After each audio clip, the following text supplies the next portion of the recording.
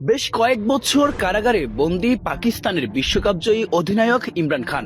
ইমরান খানের বর্তমান শারীরিক অবস্থা, চিকিৎসা ব্যবস্থা জোরদার করতে বিশ্বকাপজয়ী অধিনায়কের জীবন নিয়ে এবার বড় পদক্ষেপ নিলেন ক্রিকেট দুনিয়ার কিংবদন্তিরা। পাকিস্তানের সাবেক প্রধানমন্ত্রী ইমরান খানের ভঙ্গুর শারীরিক অবস্থা নিয়ে তীব্র উদ্বেগ প্রকাশ করেছেন বিভিন্ন দেশের 11 জন সাবেক অধিনায়ক। পাকিস্তান সরকারের কাছে পাঠানো হয়েছে উদ্বেগজনক চিঠি। অস্ট্রেলিয়ার গ্রেগ চ্যাপেলের উদ্যোগে পাঠানো এই চিঠিতে স্বাক্ষর করেছেন ভারতের কপিল দেব, সুনীল গাভাস্কার, দিলীপ বেংসরকার সহ Allan Border, Ian Chappell, Adam Gilchrist ও ক্লাইভ লয়েডের মতো বিশ্ব ক্রিকেটের মহারথীরা। গত 6 মাসের মধ্যে এটি তাদের দ্বিতীয় চিঠি।